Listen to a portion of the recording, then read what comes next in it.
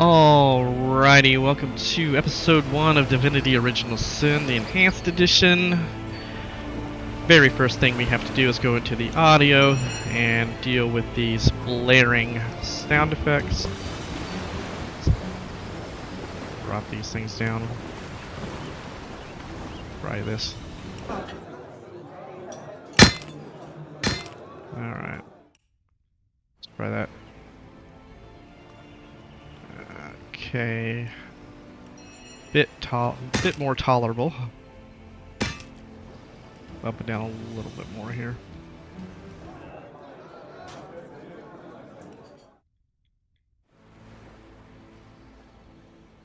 Alrighty. So Divinity Original Sin was a game I picked up in 2017. I played it to a level 11 and then I, for whatever reason, stopped playing it. I don't know if there was another game that came out that was more interesting or something happened in life and I just had to deal with it. I don't know why I stopped playing it. As I recall, it was a fun game. So we're going to go ahead and try to play this through. I found that since I've been recording gameplay videos and posting the gameplay videos, I've been completing a lot more games than I typically would. So hopefully we can complete Divinity Original Sin, especially because I have Part 2 in my queue that I've never played or even attempted to play. So we're going to go through this game and then pick up Divinity Original Sin Part 2 on the heels of completing this game. So first thing we'll do is go into the settings. We'll start with the video settings. So this has some of the settings from way back when. So if you see the resolution here, I recall this was a bug back then and I didn't find a resolution, but for whatever reason the higher resolutions don't show up. It shows up the lower resolutions and your refresh rate on your monitors, but after 680 just I don't know what the deal is with this, but hopefully the resolution I have is fine. Display mode, we have Windows full screen and fake full screen. With the dual monitor setup, I found that fake full screen works well. It has frame rate capped, and I don't know why it would do that, but let's take that off. Has us on ultra settings. Okay, and everything else is on, so we'll just accept that. We've already looked at the audio. I'm not going to mess with the controls yet. I found in the time I did play that setting the controls at this menu sometimes doesn't apply in the game. So once you get in the game and start playing, then you can remap controls to your liking, and it seems to take better once you're in the game. I don't know why it kind of reverts it on some of the controls for whatever reason. I don't know what it was. Anyway, let's take a look at the gameplay options, and I don't think we have to do much about this. We're going to be able to choose the difficulty on the next screen, so I'm not sure why they put it here. Let's bump the save games up to 10 and quick saves up to 10. Alright. And everything else. Edge panning. Not sure what the close-up dialogue is. I'll leave it off. Alright. So, I don't have any mods installed. If you're playing through Steam, I believe if you have mods, you will not get Steam achievements. I don't know if it's still a thing now. I think it was back then. So let us go ahead and jump in with a new game. A single player game. We have the Explorer mode, Classic mode, Tactician mode, and Honor mode. So Honor mode, failure is not an option. Up the stakes by adding but a single save game to the already highly challenging Tactician mode. If your entire party perishes, the save game will be erased, and your quest will be well and truly over. I do not want to play that. So I guess we'll go to tactician mode. The foes you'll meet will be cunning, relentless, and come in greater numbers. They'll bombard you with nasty tricks and surprises that the Explorer and Classic modes don't feature. Not for the faint of heart. Well, that's definitely better than one and out. So I have a lot of notes on this game, and I have a preset character group that I want to create here. But we'll go ahead and go through some of the character creation. Actually, we'll go through the entire character creation. And I'll give you some minor spoilers to help with the creation. Alright, so welcome to the character creation screen. Give your heroes a name, change their appearance, and select one of the many classes for them to start with. Alright, so I'm going to keep the name Roderick and Scarlet. As far as classes in Divinity Original Sin here, you're able to customize your character to be of any class you want. So the only thing that the classes up here on this box, where it says Inquisitor and over here where it says Cleric, the only thing those do for you is determine your starting equipment. So as you can see, the Cleric has a shield and some kind of, single-handed weapon. So if I pick Cleric, I'll start the game with a single-handed weapon and a shield. And the Inquisitor here has 2 wands, so when you start the game you should have 2 wands. Other than that, that's really the only impact this has, unless you stick with the pre-planned classes as the programmers intended. So if you were to play it without making any changes, then it would matter.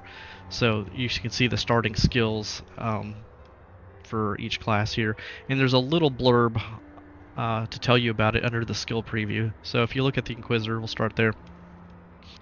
So the daring wand wielder, risking life and limb to decimate evil head-on. And if you switch over, now we have the knight. You can see he has a 2-handed weapon. Specialized in war tactics, knights are trained not only to fight, but to rally troops. Ranger, a marksman with a legendary knack for self-preservation. Rogue, with a lot of skill and a little luck, the rogue sees the world as an open coffer. Shadowblade, a powerful assassin whose arsenal of both daggers and magic would terrify any enemy if they ever saw it coming. Wayfarer, a survivalist and a practitioner of magic, the Wayfarer is hard to hit and even harder to evade. Witch, an intimidating presence whose bone-chilling powers terrify friend and foe alike. Wizard, a scholar of magic specialized in starting and ending battles with a flick of the wrist, exacting swift victory from a safe distance. Battle Mage, amplifies brute strength with powerful magic.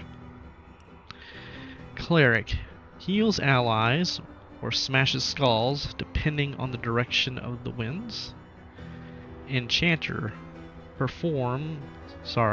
prefers to turn the tide of battle from afar, manipulating foes with powerful magic. Fighter, brutal warrior and expert in close combat. And then we are back to the Inquisitor. So as you can see, as we were scrolling through, the equipment of each class changed, and the starting skills of each class changed. Alright, so I'm going to customize to both of these characters. So in Divinity, as opposed to a lot of other games where you just start out with your own character, creating that one character, you're actually playing 2 characters. They are both considered main characters. So your party is 2. There are 4 companions that are available in the game. And then there's another system where you can create mercenaries, which is pretty much the same thing as we're doing here, so that you can create specific things for your party if you don't want to use the companions that the game provides you. Now, these companions are all voiced. They have their own lines. They're all voiced.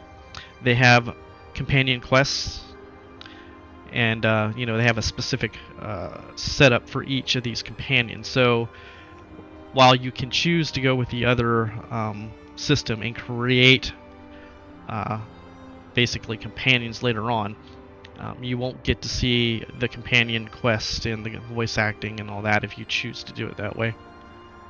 That being said, we'll come across a companion named Medora. She is a two-handed weapon user, a fighter. We'll come across a mage named Jahan. We'll come across a ranger named Bear Daughter. And we'll come across a rogue named Wolgraf. So in this game, you have 4 members in the party. So including your 2 main characters, you can have 2 more. So you can only use 2 of your companions in your party at the same time.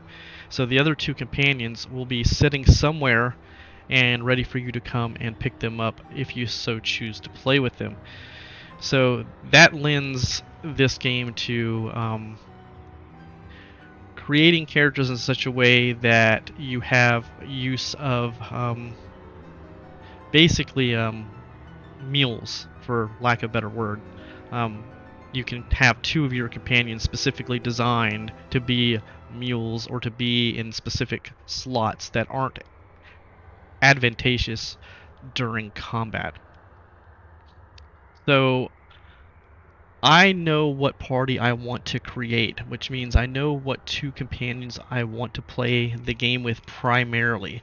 So I'm going to play the game primarily with the mage Jahan, which we will turn into something else, and then I'm going to play with Medora.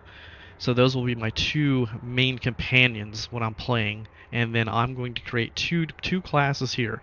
I'm going to create a ranger, and I'm going to create a for it's going to be like a magic dual wielder, but it is a character that will throw and make use of grenades, and we'll go into that a little bit more as we progress. So let's start out with Roderick. I'm going to make him the grenade user, and he'll be a dual wielder and have some magic.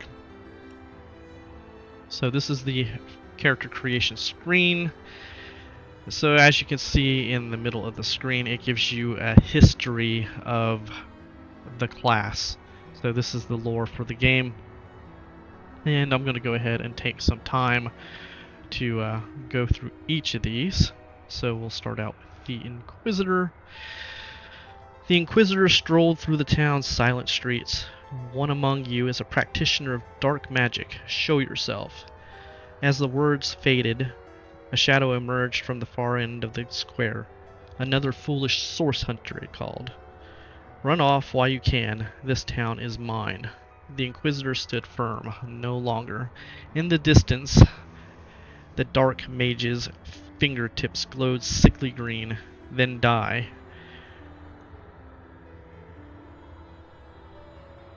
Green sparks traced spiraling arcs towards the Inquisitor, though none hit their mark as it darted forward. 1/5 sent the sorcerer sprawling. Nicely done, the figure croaked. But at this range I won't miss. His hand had only begun to blaze green once more as the Inquisitors sent an arc of electricity into the dark mage's chest.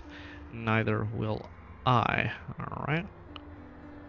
So, as you can see here under the Inquisitor, you have attributes, abilities, talents, and your starting skills. And you can customize all of this, and we will do that. And on the right screen, you'll have the appearance of the character, and we will customize all that as well. So the arrows let you rotate. So we'll get into that as we start altering our appearance. So moving on from the Inquisitor, the Knight. The knight was one of many in his clan, yet he is the last who remains. The house of Stromgrov offered countless fearless fighters for the protection of the realm, and they were widely revered for their powers in battle and the righteousness of their swords.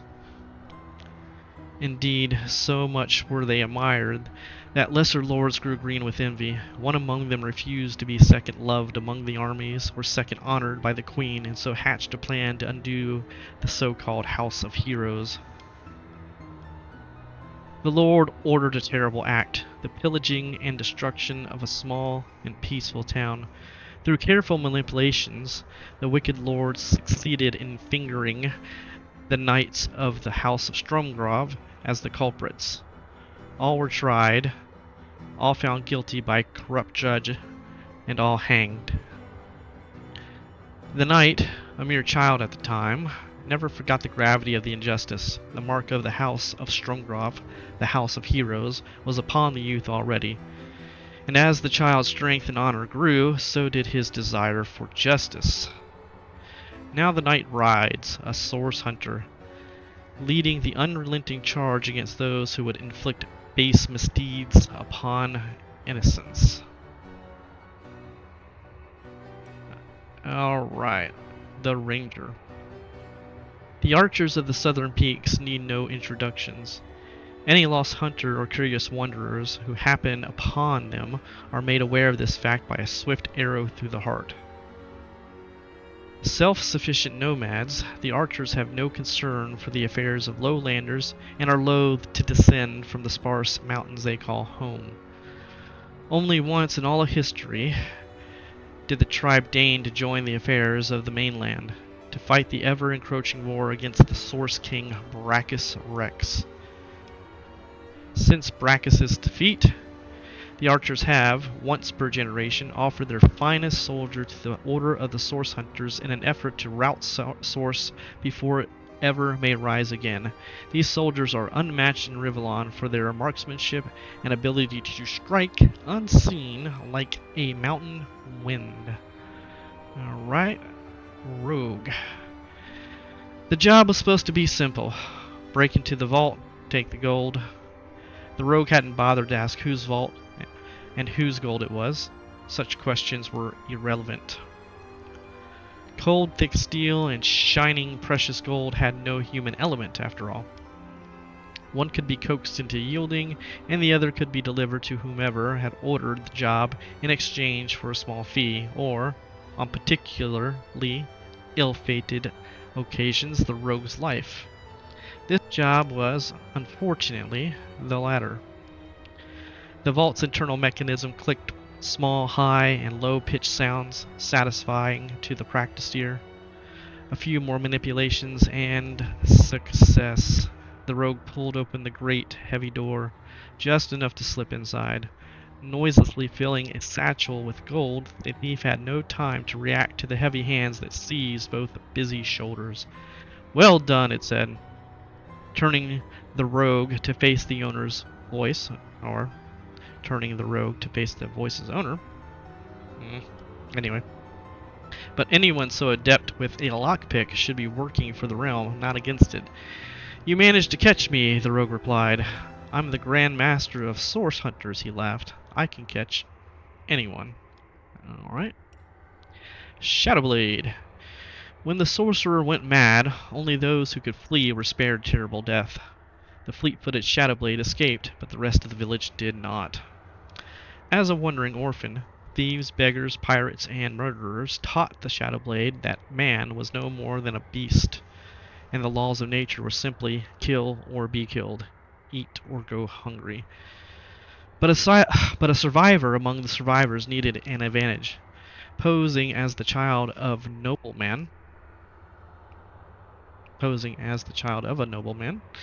it was almost easy to gain access to the Academy of the Source Hunters. Here the most elite secrets of magic were offered freely, and the Shadowblade perfected them all. By the time the ruse was discovered, it was too late. The Academy had a prized pupil, and the Shadowblade had found that hunting sorcerers satisfied the soul better than picking pockets. Usually. Wayfarer. The Wayfarer was not born of woman, but of beast, or so the rumors go. Raised by the creatures and trees of the phantom forest, the Wayfarer learned the art of survival before that of speech. Beasts that would have destroyed another human in a single swipe were the Wayfarer's caretakers and playmates. Dodging lightning storms, a matter of survival for most, was the Wayfarer's favorite sport. When the Grand Master of the Order of the Source Hunters learned of this remarkable person, he ordered an expedition to make contact. Though wary of leaving the wilds, the Wayfarer was eager to learn more about these strange but powerful Source Hunters. Alright. Witch. The witch grinned over the great cauldron. Golden vapors twined upward in intricate patterns, and a fragrance of sweet jasmine filled the dark cellar. The perfect poison, the witch thought, beautiful and deadly. Suddenly, bang! The cellar door flew open, and a troop of 10 Source Hunters burst in. The witch smiled, and, with a single nod, a small army of oozing undead filled the space before the cauldron. This time we are not here to fight, the leader of the Source Hunters called. We need you. She paused, and you need us. Okay. Wizard. The wizard's eyes snapped up from the heavy tome. Outside the small hut, the unmistakable sound of a struggle erupted, and an orcish roar sent shivers down the wizard's spine. But now was not the time for fear. By the light of the moons, okay, yes, there are multiple moons. The orc's hulking silhouette was aboil upon the outline of the peaceful woods. He had pinned someone beneath one great knee, and the victim cried out in futile anguish. The wizard whistled, turning its great head. The orc had only just noticed the distant figure before its great green mass erupted into a shower of ash. The would-be victim, dusting the orc from his hair, the would-be victim rose, dusting the orc from his hair, and held out a hand. The signet ring of the Order of the Source Hunters glinted upon his finger. Friend, he said, I was sent to find the great wizard of these woods, but it seems you found me first. Battle Mage. The warrior was lost, and night approached. To be alone in the darkness of these haunted woods meant certain death, but there was nowhere to turn for shelter. Nearly resigned to fate, the warrior's eye caught something, a distant light through the trees. The warrior approached, and bit by bit the gentle glow became a campfire. A wizard sat nearby, holding his thin hands to the small flame. Approaching cautiously, the warrior asked for shelter, and the wizard was happy to oblige. The two became friends and tutors, and the warrior learned several of the wizard's finest spells. As they traveled, they happened upon a cave from which a terrible groaning echoed. The warrior went in first, inching along the cold cave wall. As the groaning grew louder, deep within, a figure, half woman and half demon, writhed upon the floor. A sorcerer, possessed. The warrior turned to escape, but it was too late. The sorcerer screeched and cast a deadly spell, but before it could find its target, the wizard threw himself in its path. The warrior, now a battle mage and a source hunter, never forgot the wizard, nor the magic he had left behind. That's quite the role reversal here. You've got the warrior going in, and he's like, no thanks, I think I'll nip out of here, and yeah, he starts running away, but the courageous wizard sacrifices his life and jumps in front of the bolt, I guess. Yeah. Anyway. Cleric. The seven gods may be almighty, but they hardly expect to fight their own wars. Thus, an order of ascetics devoted to the seven gods and practicing the arts of war and healing carries out the will of the divine. These men and women are trained to transform a Spartan diet of crickets and snow into the raw strength necessary to turn the tide in any holy war. They restore and regenerate their allies as thoroughly as they annihilate their foes. Enemies of source and all unrighteous magic, clerics are the cleansing hand of the gods made manifest. For centuries, clerics have worked alongside the Order of the Source Hunters to purify the land of evil. Centuries. Okay. Enchanter. Orcs, puppets, creatures of the void and dolls. For the enchanter, enemies are more toys than threats, and battle is equal parts play and experimentation. Raised by dedicated natural philosophers, the enchanter grew up believing the less desirable races were profoundly important. A living orc could be experimented upon in ways one would never dream of applying to a human, after all. Trained to assist in capturing and controlling these test subjects, the enchanter's expertise is unparalleled. What those natural philosophers didn't expect, however, was for their well-trained enchanter to realize the horror of their experiments and turn that expertise against them. The source hunters who pulled them down from the spikes upon which they had been compelled to impale themselves offered the enchanter a choice. Rot in jail, or turn those powers of manipulation toward the greater good. Alright. Fighter.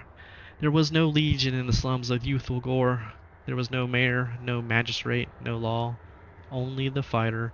If your horse had been stolen, the fighter would find it. If your landlord extorted you, the fighter would help him see reason. The justice was harsh but effective. Order persisted. When the king heard of the vigilante who dared enforce the law without the monarch's consent, he was outraged. Banish this traitor, the king said. But the king's guards could not subdue the warrior, no matter their swords and spears. Okay. At last, the king called upon a black witch to cast a spell upon the so-called usurper. As the fighter slept, terrible nightmares invaded where soldiers could not, mad with terror. The fighter fled and wandered for weeks before the nightmares began to subside. But if the fighter dared wander in the direction of home, the nightmares began afresh. The king might be untouchable, but dark magic was not. As a source hunter, the fighter would destroy the charm at its root. The king would come after. And then we are back to the Inquisitor. Okay, so let's start out with the appearance. So up here we have taking the armor on and off. So that shows you the underwear. If you look down at the very bottom here, you can scroll through the underwear. You've got 3 types. So we're going to go ahead and just leave the stars there and pop that back on. So if you wanted to change this one to male or female, you can do that for whatever reason. I don't know if you just wanted the male in the top slot or the female in the top slot when you first start the game. Since I clicked on the left-hand character, it's going to be on the top slot when we get in the game. Alright, so we have some portraits here. You can go through here and take a look at all these. Alright, so we'll go with...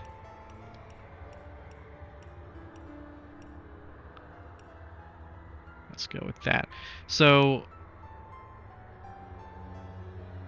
AI personality. So, in this game, your 2 main characters, the 2 that we're creating right now, have several interactions. And those interactions are dictated by the AI personality that you choose. And these interactions oftentimes leads to another category of statistics that is not available at the beginning of the game, well, at the beginning of your character creation, and those are called traits. So as your 2 main characters interacting, depending on the results of their interaction or the choices they make in this interaction will lead to different traits that are applied to them, and these traits can give bonuses to several different things. So if you have no AI, that means that you as the player will dictate exactly what each of the main characters will be responding to, and that way you can tailor make your character to the traits you specifically want. Now if you want to just roleplay and say, you know what, just let the game go, then you can pick a personality.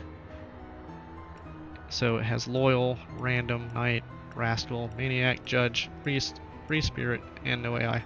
So if you choose any of these personalities, so let's say I choose knight, Well, the knight's going to have a very specific archetype. It's going to have specific answers to certain questions, and that's going to give you certain specific traits associated with those answers. They may be bad, they may be good. Who knows what it is? You may not want that particular trait. You may want it, but you have no control over whether or not you get it based on the personality. The AI will take over and answer all the questions for you. I suggest turning this off if you want to tailor make your character, which I'm going to do. Alright, so the base voice is, the default base voice is based on the class that you pick over here. So, see how I pick Knight, it goes to the warrior voice. I pick Inquisitor, it goes to the rogue voice. So, this character, this Grenadier, is going to be a dual wielder. So, I'm going to pick a class that has dual wielding, so that I get 2 daggers, or at least a dagger and a one-hander to start out with.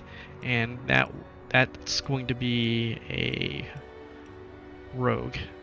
Okay, so I'm picking the rogue specifically to get the 2 weapons to start the game. So it defaults to the rogue voice. We change up the voices. Careful! I've spotted a trap! Wizard voice. There must be a way to spring this trap safely. And then the Hold. rogue voice. Our enemies have laid a trap. And I like... Careful! I've spotted a trap. I like the warrior voice the most, so I'm going to go with that. So we can change the skin color, so let's go ahead and take that off for now. Golden Touch, August Sun, Rich Oak, Satin Sand, Deep Olive, Burnished Bronze, Rare Ebony, Mahogany, Light Saffron, Warm Marante, Obsidian, Fair Rose, Pure Ivory, Sweet Almond, Honey Glow, and back to Golden Touch. Alright, so let's see. We'll go with Rich Oak. And then we can put our... Now let's take out the heads. Head 1, 2, and so forth.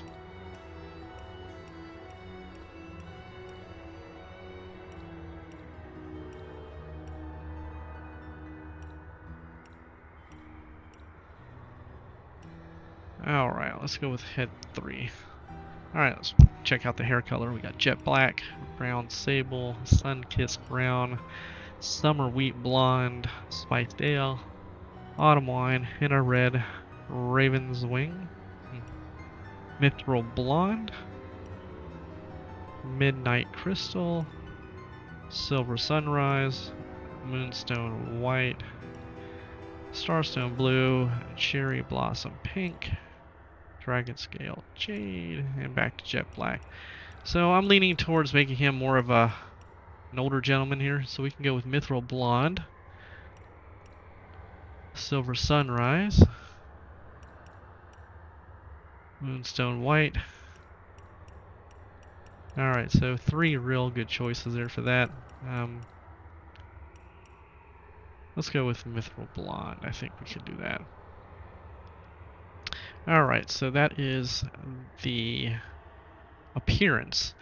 Now we're going to go into detail on the character creation part for the statistics. Alright, so we have abilities, talents, and attributes. So let's start with the attributes. I'm going to go ahead and take all the points away. So at the beginning of the game, you start out with 5 attribute points to spend. So throughout the game, as you're leveling up, actually, let's go with this. This game has a soft cap of 20. So in all likelihood, you're going to at least get to 20th level. You can get beyond that, but that requires you to really maximize your XP gains, and that will require you knowing some quests. Some are going to offer more XP depending on how you solve them. So there's significant difference in XP on some quests, and that can lead to a greater level. So 23, level 23 is probably very close to the maximum you're going to be able to get, and that's if you go out and just slaughter everything in the game, including townsfolk. I think you might be able to get to 23. So, based on just the soft cap alone in this game, you're going to get a grand total of 15 attribute points to spend, including this 5. So you're only going to get 10 more attribute points to spend for your main characters. Actually, for all your characters. You end up getting 1 attribute point every even numbered level. Okay? So let's take a look at the attributes. Alright, strength determines your offensive rating with strength-based weapons, improves man-at-arms skills, and how much you can carry. Increases the weight of items you can move and how far you can throw them. Recommended for warriors and fighters. So it mentioned man-at-arms, so let's take a look at the skills over here. So under the abilities, we're going to look at skills, and we're going to look at man-at-arms. So this determines how many man-at-arms skills you can learn and how many action points it costs to use higher level man-at-arms skills. So at level 1 man-at-arms, you are allowed to learn and use 3 Nova spells. No Adepts and no Masters. Okay, so as far as the skills go, at level 1 you get 3 Novus. At level 2 you get 5 Novus and 2 Adept. At level 3 you get 6 Novus and 3 Adept. At level 4 you get 6 Novus, 4 Adept, and 1 Master. And then at level 5 you have a 6 Novus, 4 Adept, and 2 Master. And that's a grand total.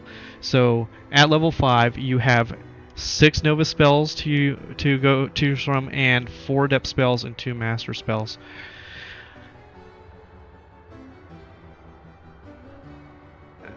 So that's what this is. So all of these skills here, we'll go over these in far more detail. But that's what strength is impacting the man-at-arms skills. So it's also impacting your offensive rating. So weapons are classified based on strength, dex, and intelligence. So this is useful for any strength-based weapon. Obviously, as in most games, strength is used for encumbrance. And this game is no different in that respect. And how far you can throw items, that applies to grenades. That also applies to objects that you can interact with on the battlefield. In this game, taking advantage of the battlefield and the elements around it is one of the key strategies you're going to have to deal with, and we'll go into that in more detail. Alright, so if we look at dexterity, dexterity determines your offensive rating with dexterity-based weapons, improves expert marksman and scoundrel skills, and influences your defense rating. Recommended for archers and rogues, so it's improving the expert marksman and scoundrel skills. So this is expert marksman, and this is scoundrel. Okay, so the next one is intelligence. Intelligence improves elemental and witchcraft spells, and your offensive rating with intelligence-based weapons. So intelligence-based weapons in this game are two-handed staffs and wands, and this impacts the elemental and witchcraft spells. So all the rest, Aerothurge, Geomancer, Hydrosophist, Pyrokinetic, and Witchcraft are all dictated by intelligence. Alright, Constitution increases your vitality and your maximum number of action points. Survive longer in battle. So Your hit points go up, and your maximum amount of action points that you can have go up as well. Speed. Speed affects your movement speed, initiative, and how many action points you gain per turn. Increases your number of moves in battle. So speed is very important for being able to move in battle. So the higher your speed, the more distance you're going to be able to cover. It also affects your initiative, so who gets to go first in the queue, and how many action points you will gain per turn. And then perception affects your critical chance, initiative, start action points in combat, ability to detect traps, and accuracy when shooting over long distances. See hidden details. I'm not sure what that means by see hidden details. I think it just means that in the game you're able to see some things that are hidden. That's probably what it is.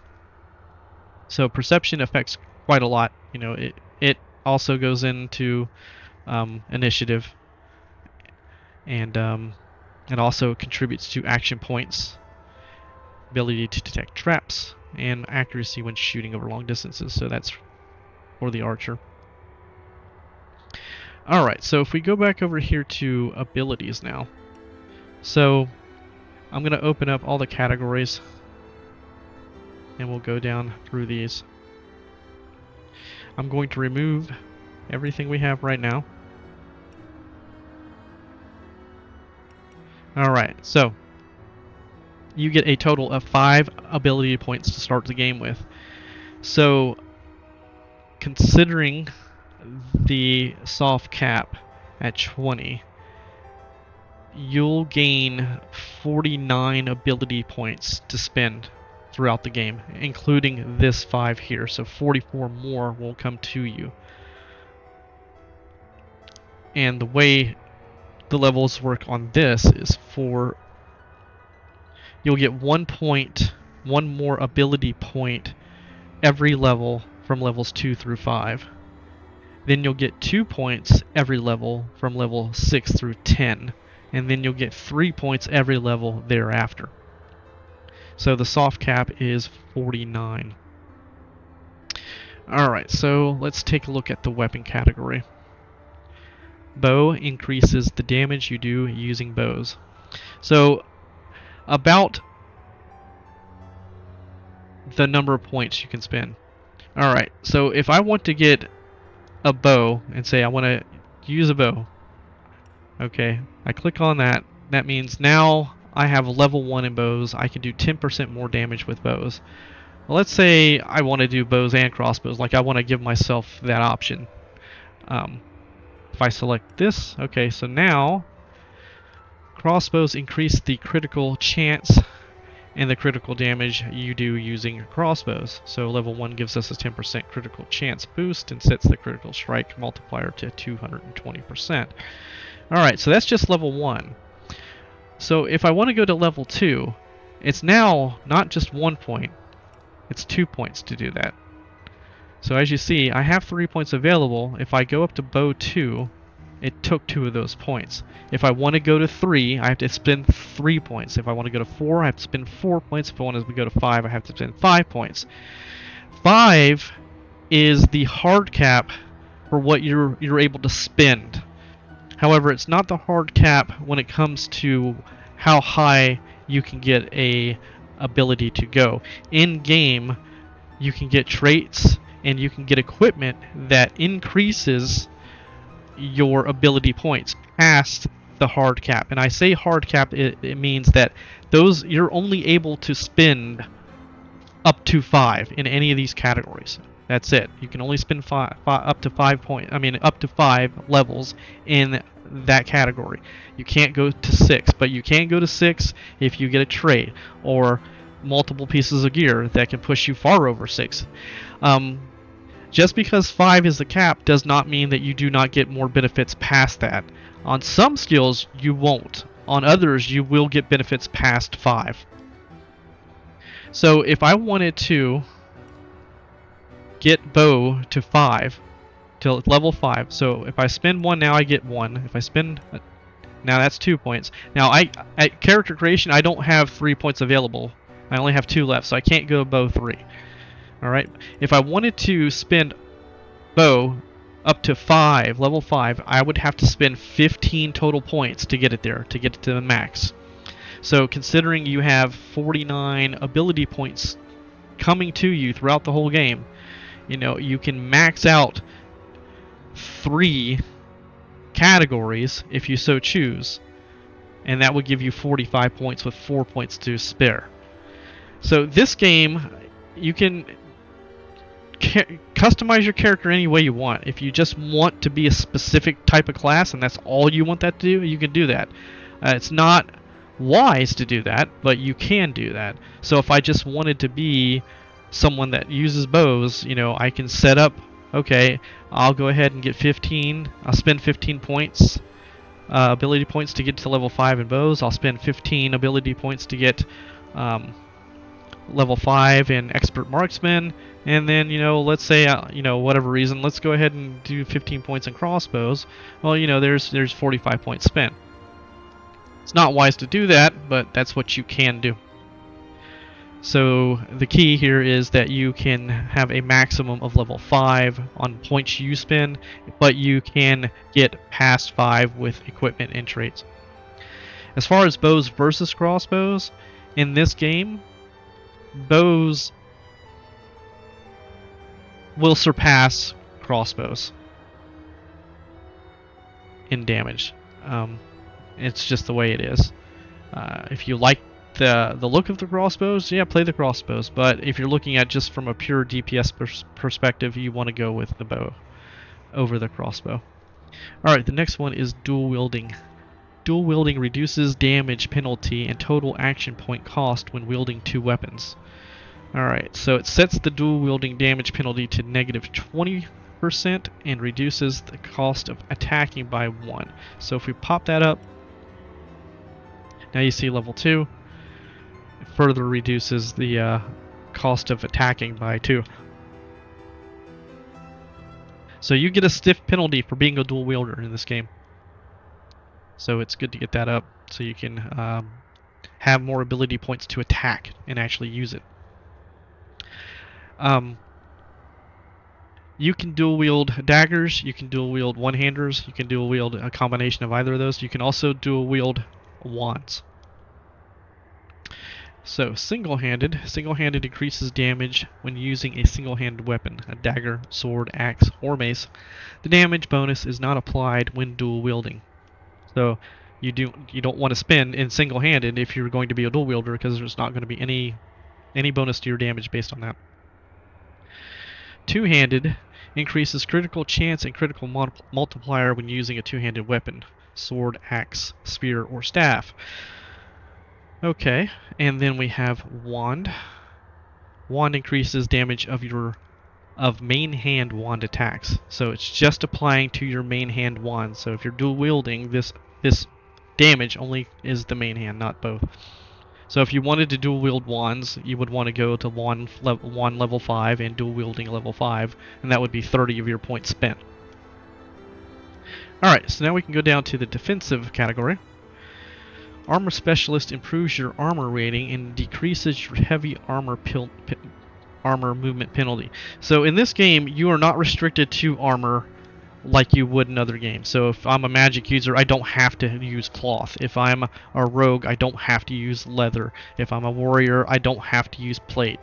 If I'm a mage in this game, I can use plate if I want to. Whether or not you can equip it is based probably on your strength if you want to use plate. So, you might have to spend your attribute points in a little wonky way to do it, but you're not locked into anything. You can wear any armor you want. So this is just used for reducing the penalty for heavy armor. Let's go ahead and skip down to Shield Specialist. Shield Specialist increases chance of blocking when using shields. So if you wanted to be your standard tank, sword and board, you can pick single-handed and then pick up the Shield Specialist and be a tank. That being said, if you look at the damage between dual wielding single-handed and two-handed, overall, dual wielding will be more DPS than the other two. Two-handed will be more damage than single. Going back to defense, bodybuilding. Bodybuilding improves your saving throws against knockdown, burning, frozen, bleeding, crippled, blinded, weak, diseased, infected, and drunk. So this reduces the chance to receive a status by 15%. So let's go ahead and take a look at willpower. Willpower improves your saving throws against feared, mute, charm, stun, curse, slowed, petrified, decaying, touch, mark of death, remorse, and shackles of pain. And this also reduces the chance to receive a status. So between bodybuilding and willpower, you see all the effects that can happen to your character in this game. This game has a lot of different enemy types, a lot of different spells that are being thrown at you, and a lot of the game is managing the environment, specifically what you're standing on or what you're standing in, and what your enemies are standing on or in. So as we go through combat, you'll see what that means. But the reason why the bodybuilding and willpower are not critical, or they are kind of key, is that you get to potentially save versus all those effects. Alright, so we went over the skills already. So those are all the skills in the game, and these skills are what determines what spells you pick up. So if you look at the bottom right over here where it says Fast Track, Precise, Incision, and Walk in Shadows, those are your skills. That's how you get your skills. Well, it's how you get the ability to use your skills. You start the game with 3 Novice skills, and that's all you start the game with is 3. And you can pick and choose those depending on what you spend your ability points in as far as the skills go, and we'll show you that as we move along too. Alright, so the next 3 categories. So I'm not going to be running a min-max type of setup here. I'm going to be running a setup that is user-friendly, quality of life. This game lends itself to mule classes very well because a lot of these personality, craftsmanship, and nasty deeds abilities are not abilities you need to have on DPS characters, and it takes away from your DPS characters if you have these on them because you're not spending points that could be used elsewhere that will help combat. So a lot of people consider a lot of these skills completely useless in the game. But that's only if you're like really trying to min-max. I'm going to be playing a quality of life playthrough, so I'm not going to min-max. So of the ones down here, let's take a look at leadership. That's the most useful one of them all. So leadership will give boost to party members and friends that can see you. Okay, so anybody that has leadership, that leadership buff only gets applied to the other members of the party, not the person that has the leadership. So if I pick up leadership on Roderick, and then I have Scarlet and 2 companions, Roderick gives the buff to those 3, but Roderick himself does not get the buff. And leadership is a very important buff in this game. It gives you a lot of bonuses. So we'll go through that. At rank 1 leadership, you get plus 5 initiative and plus 5% damage. And then every rank thereafter adds to that, so it becomes a cumulative effect. So the next rank, you get a 10% chance to hit. On rank 3, you get 3% critical chance. At rank 4, you get an additional plus 5 initiative, an additional plus 5% damage, and then you get 6 armor. At rank 5, you get 4 more armor. Then you get actually 1 willpower. So you get a willpower at rank 5. And you get the immune to fear. So you actually become immune to fear, which is powerful in this game, at rank 5 leadership. At rank 6, so this is one of those times where I told you the cap isn't necessarily 5. I can spin to 5, but I can get past 5. And for rank 6 leadership, you get an additional 5% chance to hit, an additional 2% critical chance, an additional 4 armor, and you also get a bodybuilding. So it's pretty powerful, this buff. So cumulative, it's a lot of buffs. That said, there is a trait that we will come across in this game that can gimp your character, and that is called obedient. And when we come up to it, I'll go over it in more detail. But for brevity, characters with obedient, for whatever reason, and I think it's just a bug, benefit less from leadership than characters with the opposite of obedient, which is independent. And when we come across that, I'll explain that a little bit more. So, going back now,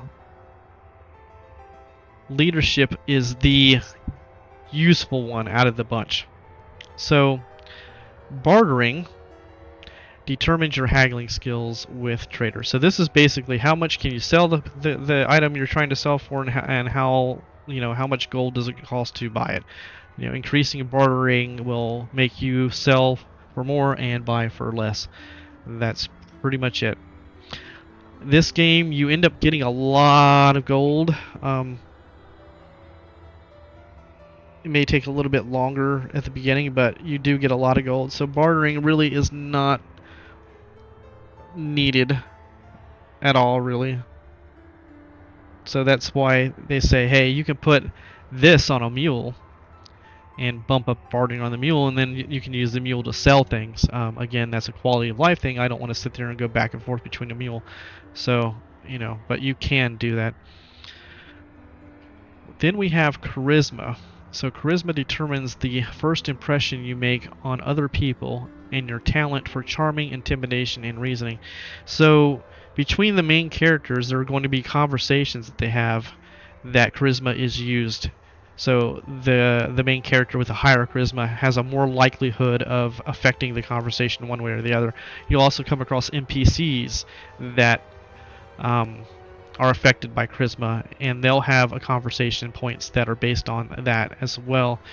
There are also, I think there might even be a few quests in the game that you can't get unless you have a high charisma. That being said, you're able to get to 5 rank on charisma with just equipment and traits alone in this game without spending a single point on charisma. So you can still get to 5 to be able to pick up quests without spending a single point on charisma. So I suggest not spending the point on charisma at all. Alright, Lucky Charm determines your luck in finding extra treasure and improves your offensive rating. So for every point in Lucky Charm, you get 3 added to your offensive rating. So if I had Lucky Charm of 15, then I'm getting 3 per point, so I'm getting 15 15 points of offensive rating. Now, Lucky Charm is mainly used for loot. So this game has a loot table, and it's based on your Lucky Charm rating. So if you have no Lucky Charm and you open up a container, you're not going to be able to see certain loot in it that you would otherwise be able to see if you have a higher Lucky Charm. So for instance, and this isn't exact, but let's say at Lucky Charm level 1, you're able to see scrolls in boxes or containers. At level 2, you'll be able to see maybe grenades. At level 3, you'll see some arrows. Level 4, you'll see some armor. Level 5, you'll see some weapons. So in order to see everything that's on the loot table, or at least have the ability to see everything on the loot table, you have to have a Lucky Charm 5. Every point after Lucky Charm 5, as far as loot goes, just increases the times that the Lucky Charm procs. So when I'm looting a container, there's a percentage chance that you're going to have a lucky find. Something's going to pop up and you'll see it as a graphic and it says, "Hey, okay, you found something that you otherwise wouldn't have found if you didn't have Lucky Charm." A lot of people say this is useless, but this isn't useless. Later on, you're going to be able to find higher tiers of loot if you have higher Lucky Charm. That said, you can get a high Lucky Charm with equipment alone, but this is one of the few skills that benefits. Every Lucky Charm point gives you more offensive rating, and every Lucky Charm point gives you even more chance to proc. So there really is no high end on this one. Every point after 5 is going to be beneficial to you for those two reasons. That said, you can get to Lucky Charm 5 to be able to see all the loot without spending a single point in Lucky Charm if you chose to do that. Alright, so crafting. We have blacksmithing. Blacksmithing allows you to repair your own items. The more you invest, the faster you'll work. Required to create and improve metal, enhanced weapons, and armor. As far as the repairing part of this, you get new equipment so fast and you craft equipment that you hardly ever really need to repair anything. If you have to repair something, you have to have a repair hammer in your inventory, and the person with the blacksmithing has to be the one doing the repairs. You just don't. It doesn't come up frequently at all, and you can have your stuff repaired at a vendor, so you don't even need to have blacksmithing at all. If you really wanted to repair something, you can go to a vendor and they'll repair it. That said, this game has a robust crafting. Uh, it's just a robust crafting system. This is a game that was meant for you to experiment and find the recipes. In the game, you will find books that you can read that give you recipes, but there are a lot of things that you could do in experimenting to find different recipe types. So crafting is really important in this game, specifically because the best weapons in the game are crafted. Unfortunately, I don't like that. When I'm playing a game, I want the best weapons to be something predetermined that you created as a developer and that I won during an encounter. I don't want my best things to be crafted stuff, but for the weapons, your best things are going to be crafted. So, yeah, there's a lot of recipes in the game. I don't even know if all of them have been found, if you want to know the truth. All these years later, I wouldn't be surprised if there's still things people have not found in the game.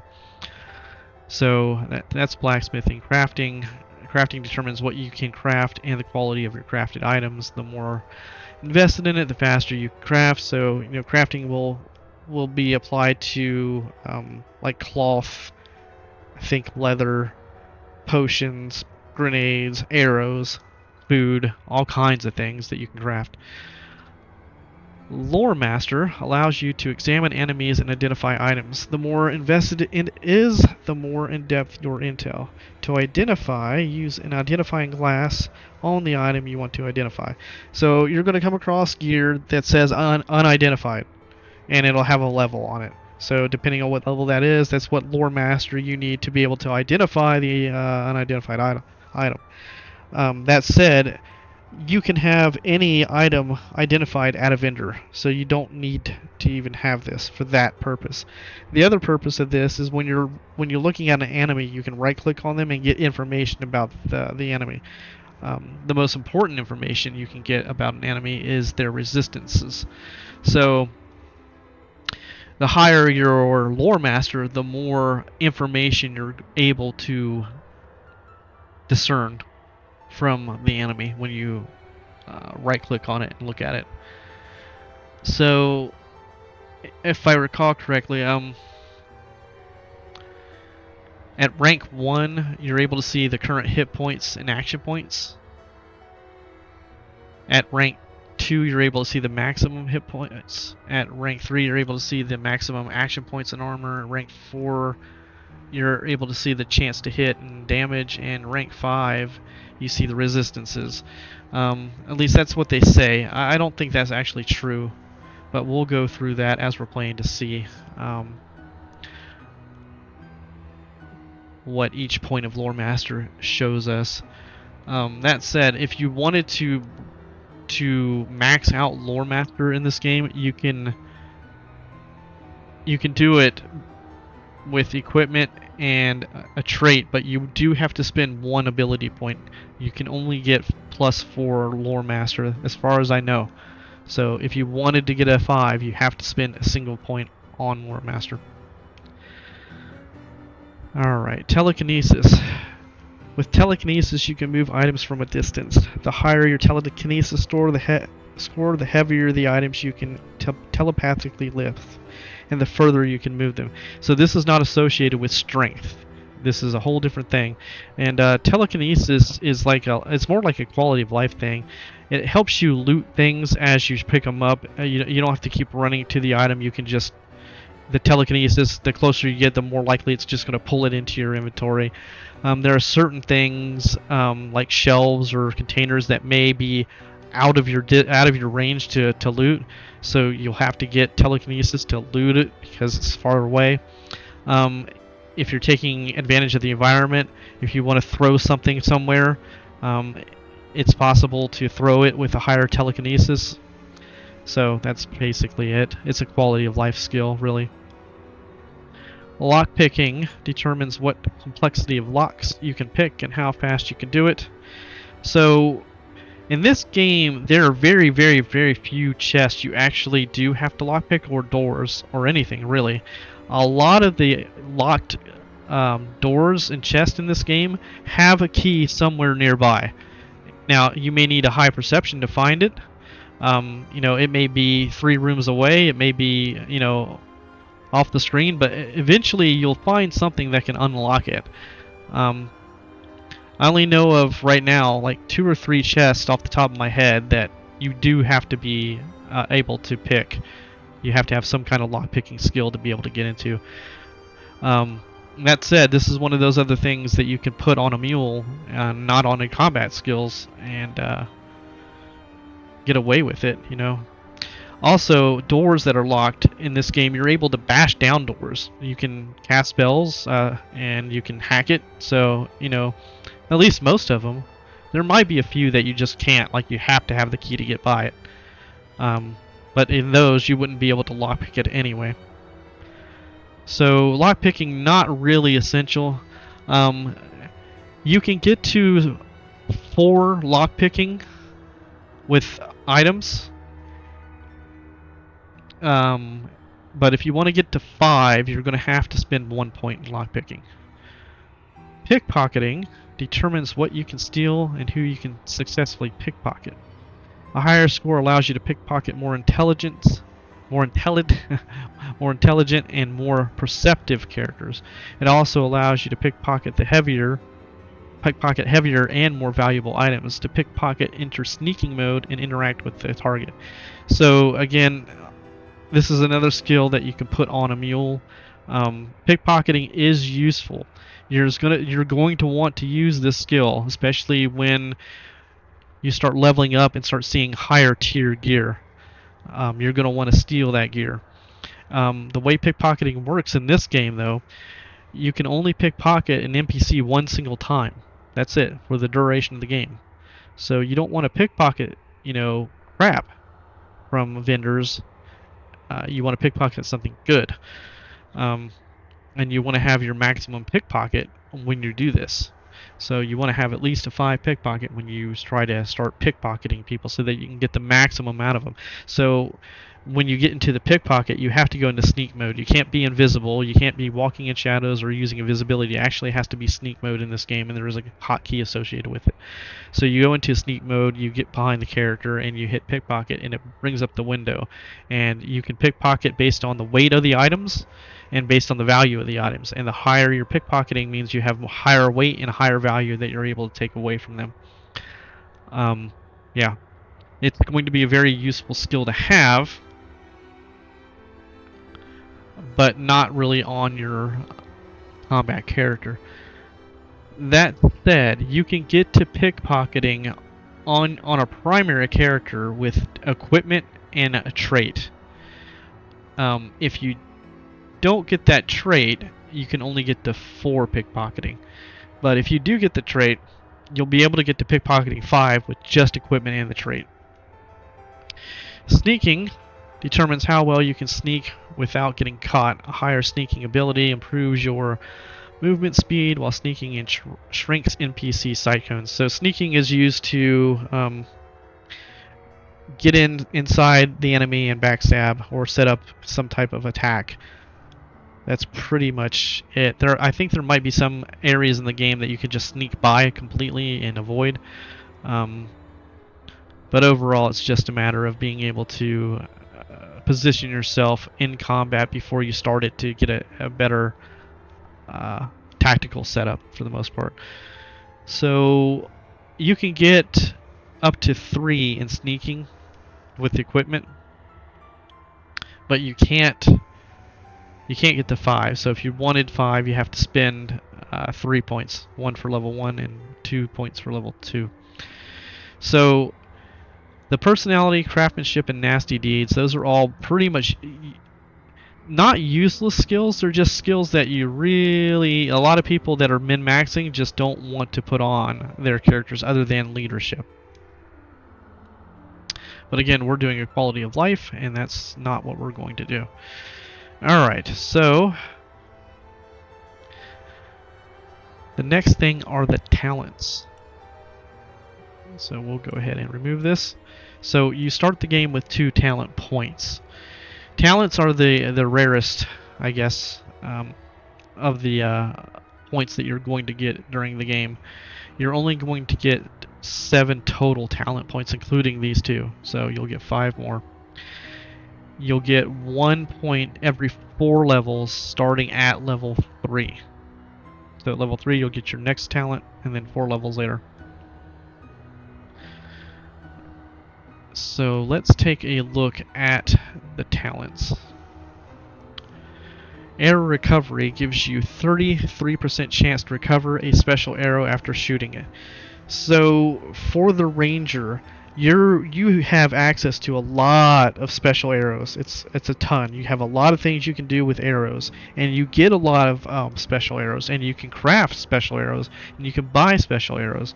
So when you're firing them, I mean, having the ability to get it back is nice. But if you're just a straight up archer and that's it, you're not trying to put your points anywhere else, then this would be good. But if you're going more like a hybrid, you'll find that later on you're not going to be using as many special arrows as you would spells or even a single attack with a basic arrow attack. So this is good for the archer class, the ranger class, but not really necessary because the returns, it's a diminishing returns kind of thing. It's just like you're just not going to be using as many as you level up. So it's really useful at the beginning of the game and not as useful at the end level game. Alright, Backstabber allows a character to backstab with daggers, knives, rondels, and rapiers. So you cannot backstab in this game unless you have this talent.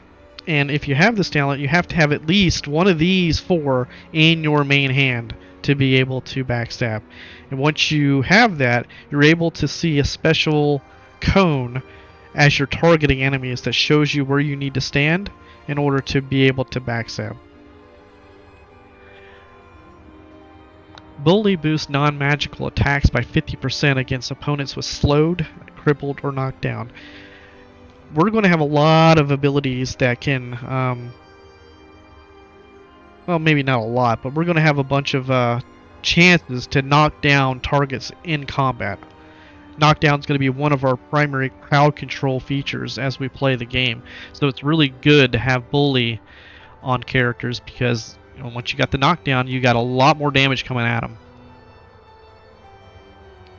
Courageous grants you immunity to fear, but you can no longer flee from combat.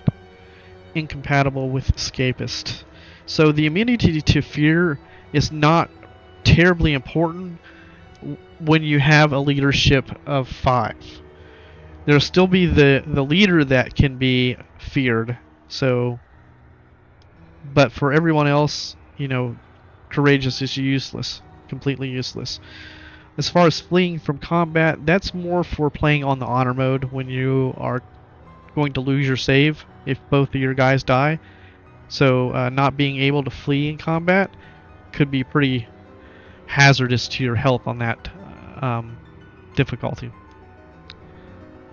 Elemental Affinity lowers the action point cost of spells by 1 when standing in a surface of the same element. Alright, so there are tons of different elements that pool on the ground. So you can be surrounded in blood, fire, ice, water, a static cloud, poison, and I'm sure there are more.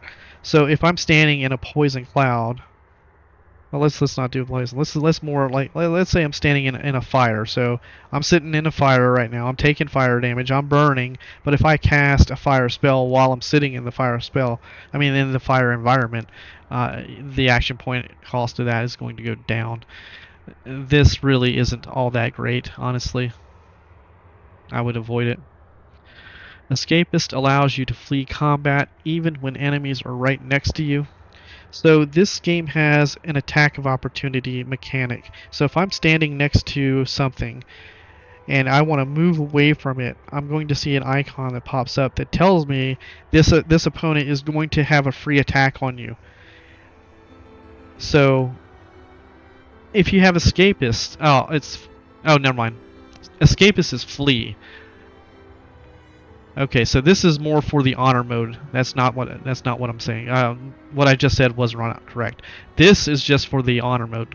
So this allows you to escape if enemies are right next to you. So if you're going to lose your save because you just got surrounded, this lets you get out of that. All right. Far Out Man increases the range of spells and scrolls by 2 meters. 2 meters is a lot in this game. This is a good skill to have on anybody that casts spells. Scrolls, yeah, okay. Mainly the spells. Definitely worth having. 5-star Diner doubles the effects of food. So, a lot of food gives you plus % to heal. So if I'm down, 50% of my health, I can eat something during combat or even out of combat, and maybe it increases my health by 15%. So if I have this, it'll increase it by 30%. And there's one specific food in this game that gives you a permanent water resistance buff. If you eat that food without 5-star Diner, it's a 10% buff. But if you eat that food with the 5-star Diner, you get a 20% buff that stays with you. And I'll point that out when we get to that part. Know-it-all decreases everyone's attitude towards you by 20, but gives you 1 extra point in intelligence. So attitude in this game is the NPC's attitude towards you, and it's mainly associated with how much you can buy and sell stuff at that particular vendor. There might be some other hidden components of attitude, but that's pretty much it, really. There may be some extra dialogues that you can see with higher attitude, but I can't verify that. But I know for a fact it helps with buying and selling. So if you're not worried about that, then okay, you get an extra point of intelligence. So you may want to check that out. Leech heals you when standing in blood, incompatible with Combat Kid. So blood is another surface. So and you're always you're in blood quite often. So You know, anytime you get hit, you bleed. Anytime you hit somebody else, they bleed. And if you're standing in that blood, you're going to get healed. Alright, Light Stepper gives you a +2 perception bonus for detecting traps and secrets. So this is good. This is a good skill to have to be able to see as much as you can in the game. A character with Lone Wolf can no longer have a companion, but receives a 70% bonus to base vitality, two bonus 2 turn action points. 2 bonus turn action points and maximum action points, and an extra ability point on level up, incompatible with glass cannon. So, Lone Wolf, if I select this on Roderick and select this on Scarlet, that means that we cannot have companions. That's pretty much it. My Precious. With My Precious, every time you hit or get hit, your gear has a 50% chance of not losing durability. This is useless. Again, you go through equipment so fast, so often, and you get new equipment so fast and so often that you hardly ever need to worry about durability on anything. Pack Mule doubles the amount of weight you carry. This is good if for the character that's going to be the crafter, whoever has blacksmithing or crafting, because they're going to carry a lot of components. So having Pack Mule on them would be beneficial as far as dealing with the weight. You don't want to be encumbered. Once you get encumbered, you may not be able to move. Pet Pal enables you to talk to animals. There are a lot of animals in the game. If you don't have Pet Pal, you cannot talk to them. The animals often give you tidbits of information, lore, things relevant to your quests, and there might even be some quests in the game you can't get unless you have Pet Pal. So I suggest you have that on somebody. Politician gives you 2 bonus points in charisma, but you lose a point in intelligence. This is completely useless, considering you can get to 5 charisma with just equipment alone.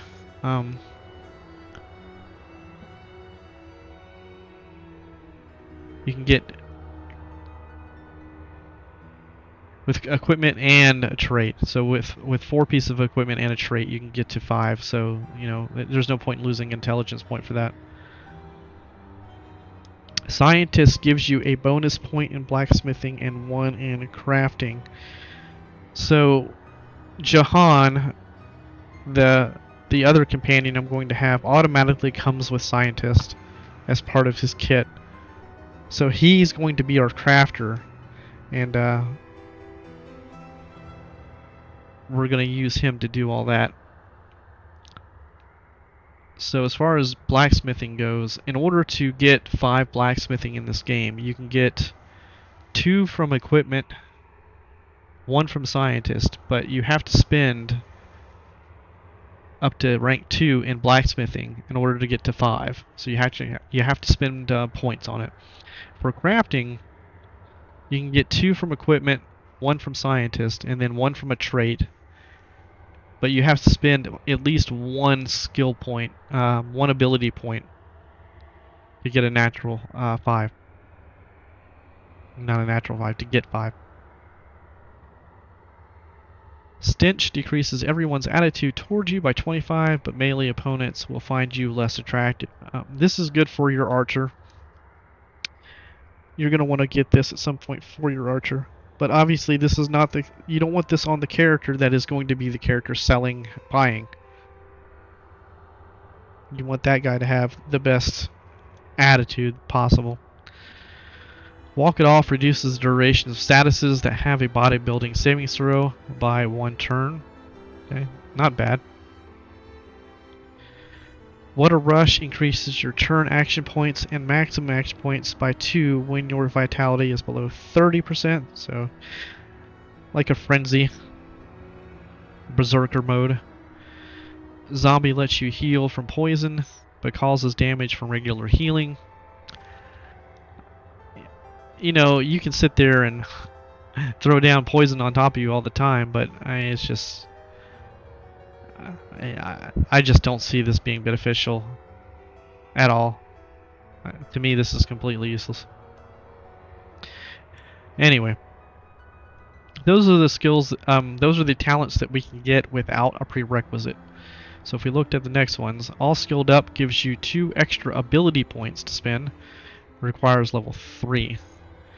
Anaconda increases your damage with crushing weapons by 10%, requires single-handed 1. So in this game there's crushing, piercing, slashing. I don't see ever really spending a point on this just so that you are pigeonholed into one specific type of weapon. I mean, if you have just an excellent crushing weapon, you're like, man, I'm not ever changing this thing out. Okay, maybe, but again, the best weapons are crafted, so I don't know. I just don't see that being useful. Avoid Opportunist gives you the ability to evade attacks of opportunity. This requires Expert Marksman 1. So I started to explain this with the other talent when it was a flea, but that wasn't the correct thing. So on this, so now if you're standing next to a monster or an enemy, you'll see an icon that comes up that shows you that if you move away, they're going to attack you. So if you have this talent, you avoid that attack. Alright, bigger and better. Bigger and better gives you 1 extra attribute point to spend, requires level 5. Comeback Kid. When an opponent lands the blow that should kill you, Comeback Kid will leave you with 1 health as long as you had more than 1 left. Okay? Requires 5 willpower, but it's incompatible with Leech, and Leech was the one that where you're standing in blood, you get healed. This is actually pretty good, except getting up to 5 willpower is something you're not likely going to do naturally, at least. Demon. A character with Demon has an extra 15% fire resistance, but takes a 15% penalty to water resistance. In addition to the maximum fire resistance is raised by 10, requires pyrokinetic, and is incompatible with Ice King. So Ice King, a character with Ice King has an extra 15% water resistance, but takes a 15% penalty to fire resistance. In addition to the maximum water resistance is raised by 10. Requires Hydrosophist 4, and it's incompatible with Demon. Elemental Rangers. Elemental Ranger. An arrow will inflict bonus elemental damage depending on the surface your target is standing in. Requires Expert Marksman. So this only applies to basic arrow attacks. So if your opponent is a human and he's standing in poison, right? That means when you hit him with a regular arrow, it's going to do the regular damage plus poison damage. The problem with this is a lot of times a monster is going to be standing in an effect that heals them. So if you're a fire-based enemy and you're standing in fire, and then I hit you with an arrow, it's going to do fire damage to you. And in this game, when you take damage from an element that you're immune to or it doesn't affect you, it actually does. It heals them. So you heal them by hitting them with the basic arrow. So this is like I can see it being good, but you really have to manage it. You got to make sure you're not healing something when you really don't want to. Glass Cannon gives you 4 extra recovery action points, but your total vitality is decreased by 50%. Requires level 5 and is incompatible with Lone Wolf. So this is a good thing to have for your archer. And that's what Stench is so powerful. It decreases the attitude towards you, but the melee opponents will find you less attractive. And that way you can get away with using Glass Cannon here.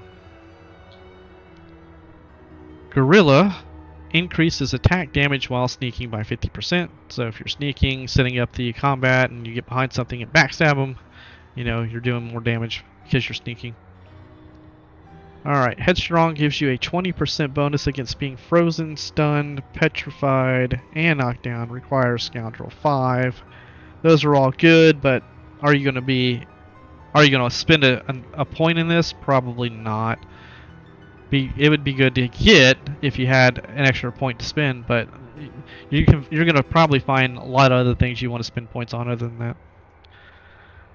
Hyperopia makes you farsighted, causing your ranged attacks to be precise at long distances, but inaccurate when your target is close by. Um, I never played with this. It requires expert marksmanship to.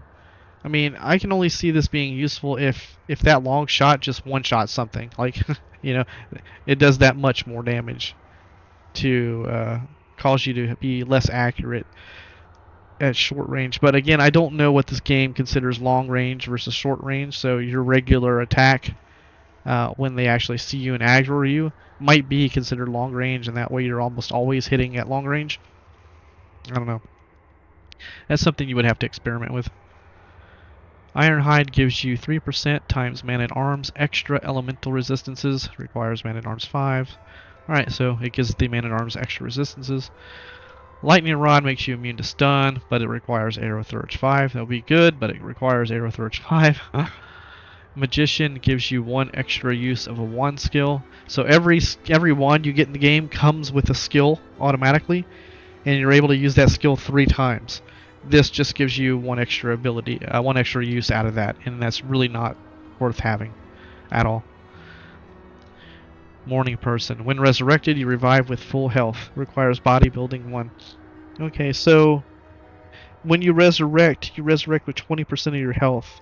In this game, if somebody dies, you're able to res them and then determine where you want them to appear within a certain radius.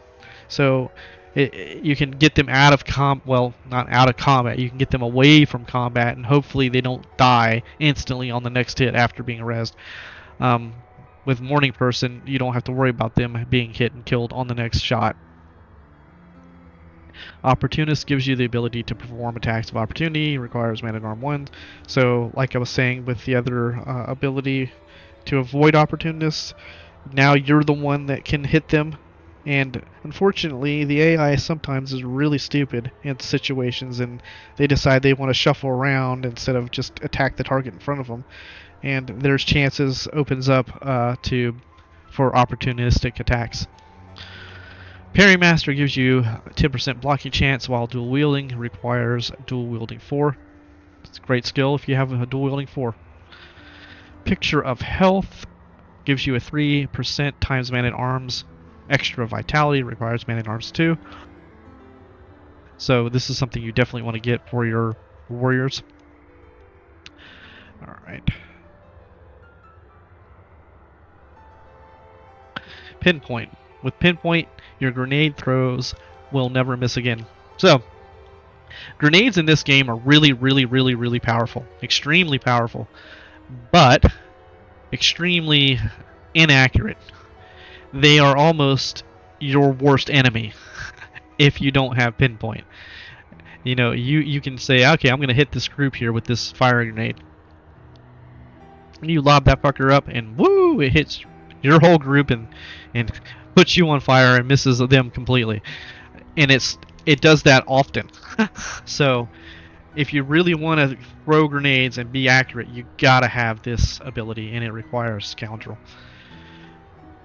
Sidestep gives you 10% chance to evade hits, requires Expert Marksman 4. So add Expert Marksman 4, that is a good skill to have.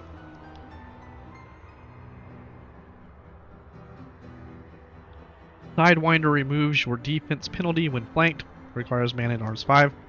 So your melee characters are often going to be flanked. I can't remember what the actual penalty is in the game. When we first start our first combat, we probably will be able to see that and see how much penalty that is, and see if it's actually worth doing. Slingshot adds a 5-meter distance to your grenade throws, requires man-at-arms 1.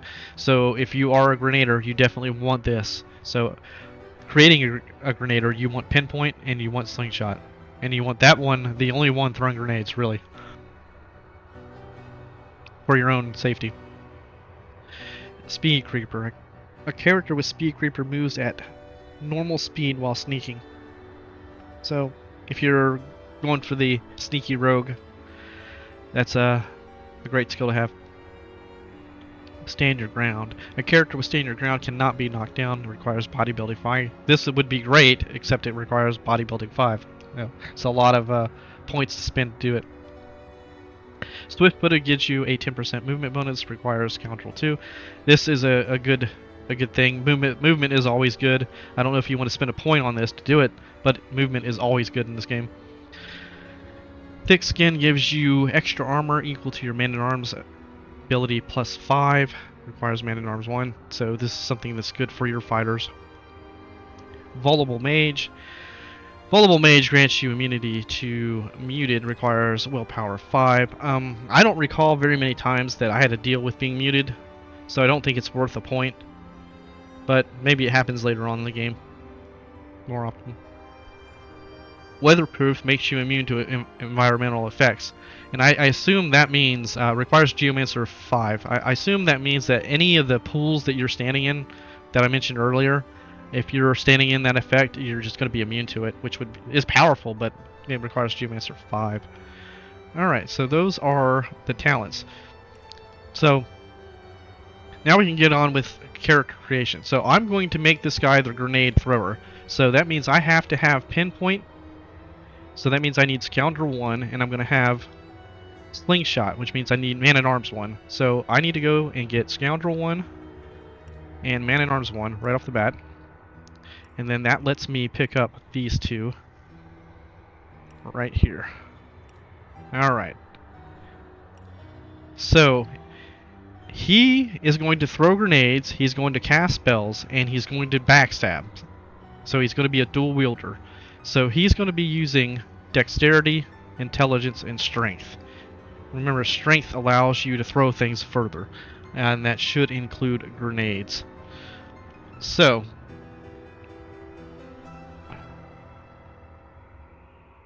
let's see. You have 5 points to spend on your tributes. I'm going to go ahead and spend... Actually, let's go ahead and take a look at the skills. So, I'm going to go into here. This shows you all the skills you're able to get at the beginning of the game, and these are all Nova spells. Right here. So if I go into here and I'm going to remove Fast Track, remove Precision, Incision, and Precise Incision, and remove Walk in Shadows. Alright, so if I go, I have Man-at-Arms. So if I click on here and go to Man-at-Arms up here, I can select 3 Man-at-Arms skills, or I can select just one, and then I can select something from another category of anything that I spend a point in skills. So let's say I pick Battering Ram. I can go into Scoundrel, which is where? Here. And pick a Scoundrel spell. So let's say Walk in Shadows. Okay, I have to take a break. I'll be back in 1 minute. Alright, sorry about that. So, moving on, as I was saying, as far as the skills go, yeah, we can pick from Man-at-Arms and Scoundrel spells. So I can pick a combination. I don't have to pick one or the other. I can pick a combination. So if I wanted to pick another Man-at-Arms skill, we can come up here and do that. The key here is that you only get 3 spells that you start the game with. All other spells that you get in this game, you have to either buy, find, or craft. So I can spend all of my ability points in these areas here, just all of these if I really wanted to, and that will give me access to 3 Nova spells of Aerothurge, Expert Marksman, Geomancer, Man-at-Arms, and Scoundrel. So I'll be able to use 3 Nova spells of every one of those, but to begin the game I can only have 3 spells total. Like if I want to go through Aerothurge and use Thunder Jump, I could do that, but I can only have 3 at the beginning of the turn. So we're picking Scoundrel and Man-at-Arms because we need to do that as a prerequisite for our talents. As far as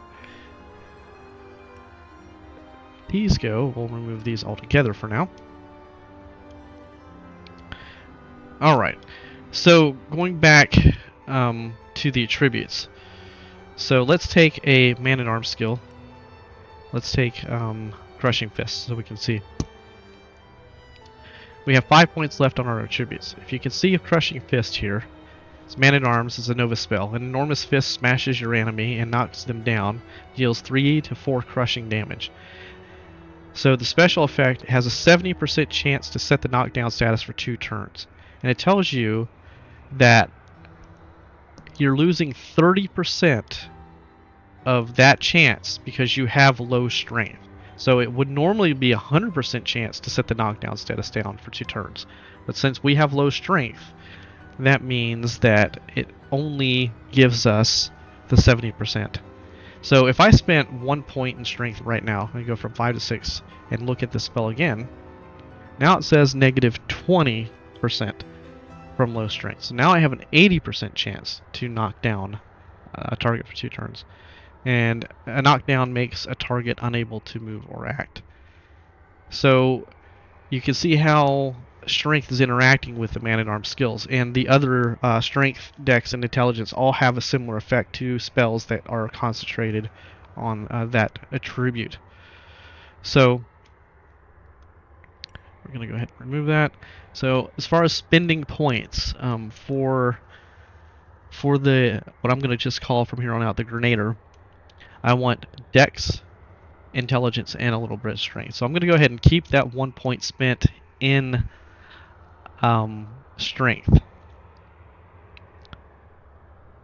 Actually, I'm going to take that out and show you something else.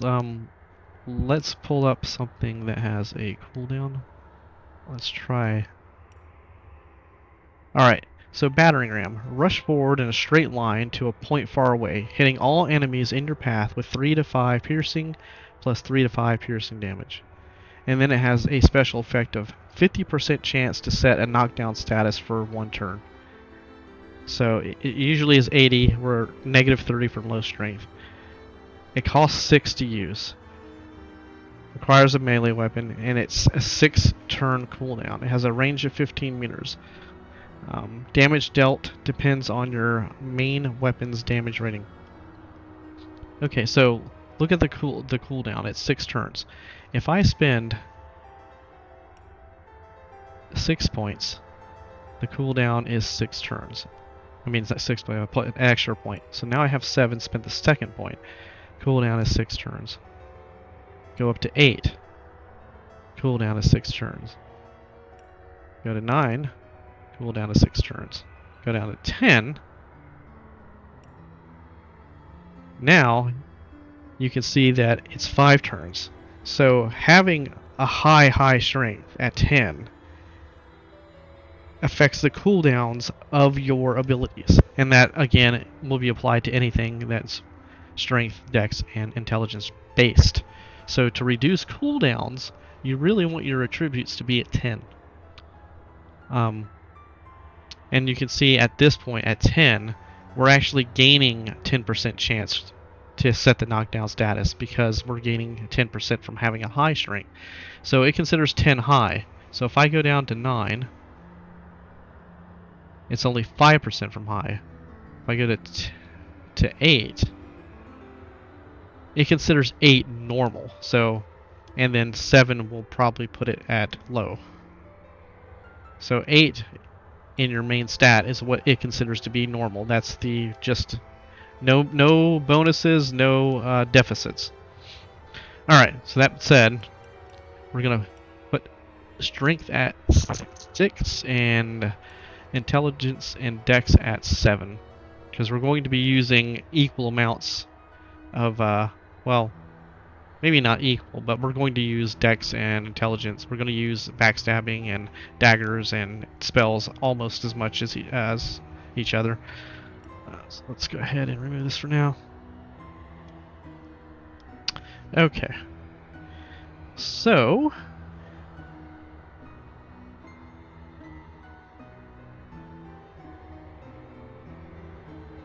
that means we have 3 more points to spend. So I want to spend 2 on Lucky Charm. I'm going to spend those points on Lucky Charm. Um, I want to have the best gear available, at least the loot table available, as early as possible in the game. So I want to get up to Lucky Charm 5 as quickly as I can. Again, if you're min-maxing for damage, you're not going to do this. But I will. So that's where we're going to stand now. So that's all our points are spent on abilities. All our talents are set up. All our attributes are spent. So now let's select our skills. So we have Man-at-Arms and Scoundrel right now. So Battering Ram is going to be one of the main spells we use for a while, even at 60% chance. This spell is one of the few that you're able to go through a target and end up on the back side of the target, and anything in the path can be knocked down. So this is a good synergy with backstabbing in that you can get behind the target immediately where you need to be to set up for a backstab positioning. That's why this is very, very powerful. And if you knock them down and you acquire the bully on top of it, then you have a lot of synergy with that ability or those types of abilities. So knockdowns are very, very powerful to have. So we're going to do that. Let's take a look at the Scoundrel spells and see what we have going on here. So Fast Track is a haste spell. Become hastened for a short while. So 90% chance to set the hasten status for 2 turns. So you can try to apply haste and you may fail because we have low dex. Hastened boosts the target's maximum AP by 3, starting AP by 2, and recovery AP by 2. Hastened also improves movement speed. It's an overall very, very good spell. Do we want to start out with it? Let's see. Maybe not. Let's go back to Man-at-Arms. Crushing Fist. We look at Crushing Fist. An enormous fist smashes your enemy and knocks them down. So this is a single target knockdown that has an 80% chance to set the knockdown status. So it's a bit more likely to knock down a target, but it is only a single target. So I think we might go with that. And I think we'll go with Cure Wounds. So Cure Wounds immediately heal yourself or a nearby enemy for 22 vitality. Can only be used once per combat. So the Man-at-Arms can heal himself. Okay, that all looks good for Roderick. So Roderick is now set. And take a look at him again. Man-at-Arms 1, Scoundrel 1, Lucky Charm 2, Talents, Pinpoint, Slingshot, Strength, Dex, Intelligence, and his 3 skills. So accept him. And you can see now the customization on Roderick. Okay. So we will accept that. Now we'll go to Scarlet. In Scarlet we're going to make a ranger. So she will be a ranger and we will customize. So we'll start here with her underwear. And we'll keep the default. Check out her portraits.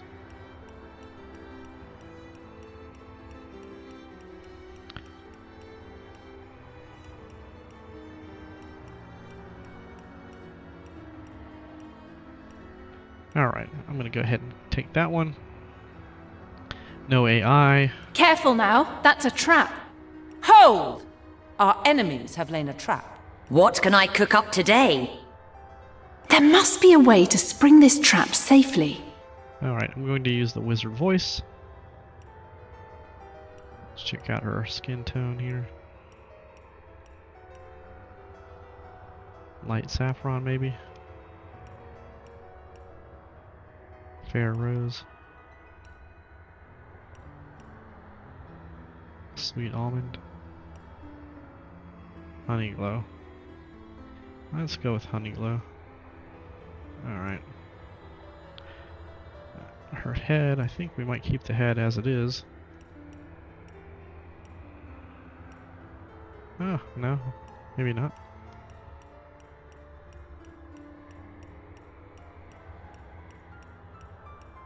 Alright, let's go ahead and do that one. And her hairstyle.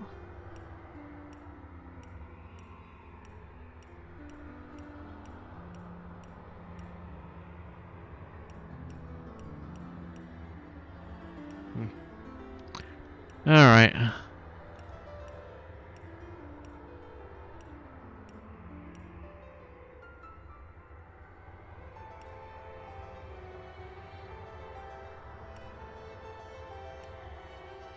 Alright, we'll keep it this. Spice Dale. Yeah, let's keep the Spice Dale, I think. You can also make him brother sister, both mithril blondes.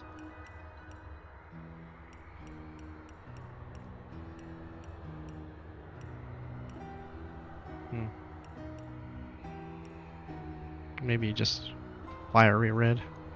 Henna red. Alright, let's do henna red. Alright, let's go into her customization. Again, we're just going to start removing the points. Remove all the points, remove the skills.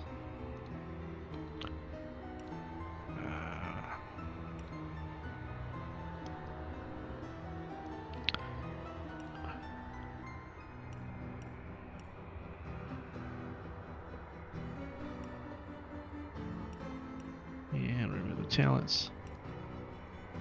Okay. So, she's going to be using Dex primarily. She's also going to be casting spells. And she's also going to be using Perception. And I'm going to go ahead and get Perception up to 8. That may not even be enough at this point. In order to detect traps, you have to have... I think the max in the game is 14 or 15, maybe. Not traps, just secrets and traps. So, for her talent, I'm going to pick a Light Stepper.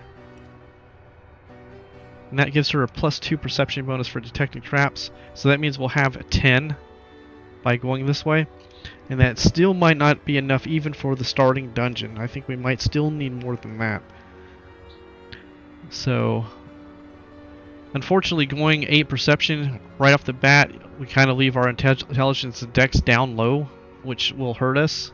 But I want to have perception up as quickly as possible so that I can ensure that I see anything that's hidden. And we'll be able to boost perception with the equipment and some spells later as well. I'm also going to give her Pet Pal so that we have one person with that talent. So I don't need to spend any prerequisite points to get those. They're ready to go.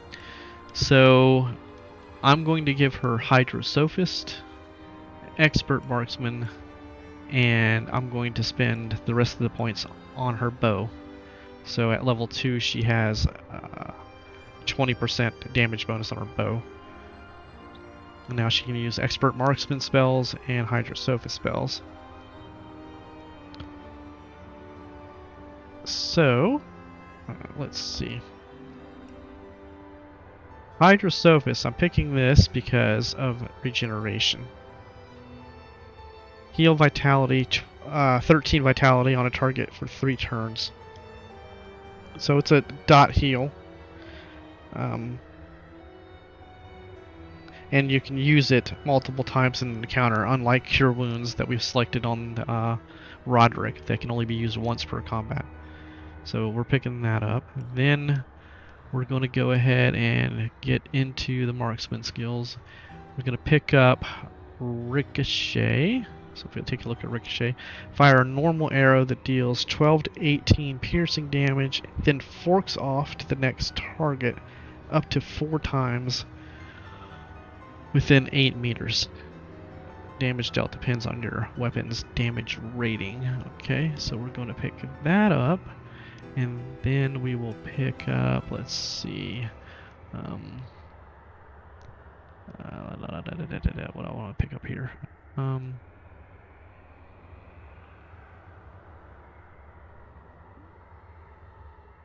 Power stance improves damage with bow and crossbow at the cost of precision, so it's plus 20% damage, but negative 20% to hit. Last until cancelled or replaced by another stance. We can pick that. Of the choices, I think that's the best one for what we're going to do right now. So we'll pick that.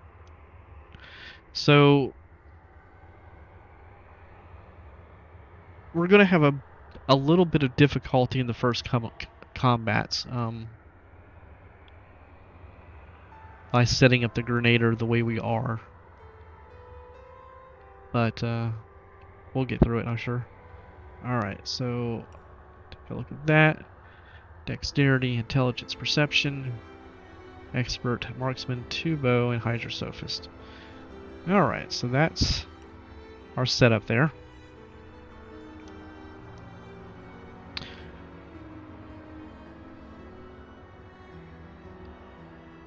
Okay, we will accept and begin the game. Are you sure? I am sure. In the days of old, the sorcerers of Riverlong cured the sick and healed the wounded through a great power called Source. But a terrible darkness invaded the land, and Source was forever tainted. The sorcerers who once healed now only destroy, and madness has overtaken them. A few brave Source hunters are all that stand between Riverlon and the dark power that threatens to destroy it. Wherever Source appears, hunters follow.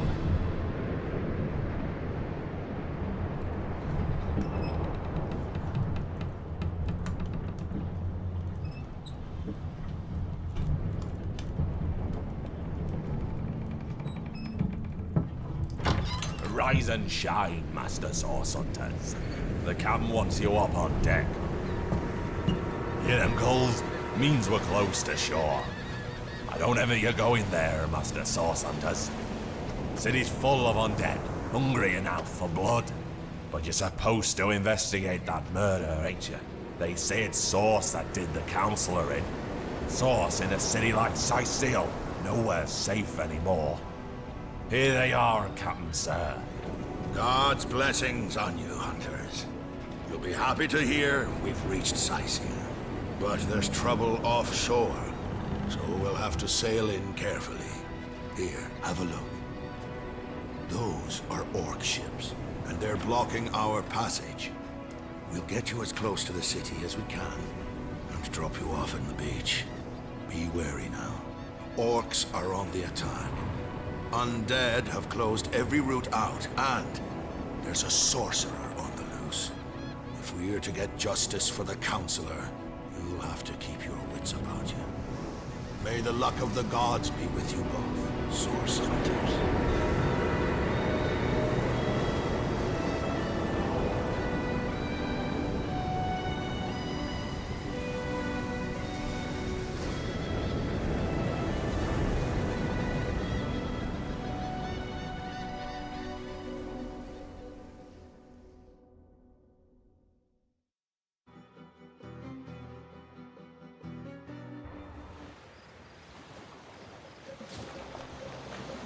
Basic movement. Welcome to Divinity Original Sin. Click anywhere on the ground or hold left mouse button continuously to begin exploring. Basic camera controls. Press and hold a middle mouse button while dragging to rotate the camera. Zoom in or out using mouse scroll up and mouse scroll down. Alright, we're going to end this episode here. That was our long creation episode. Next episode, I'm going to go over the UI elements of the game, and that's it. And then the third episode, we will begin playing the game. All right, later, guys.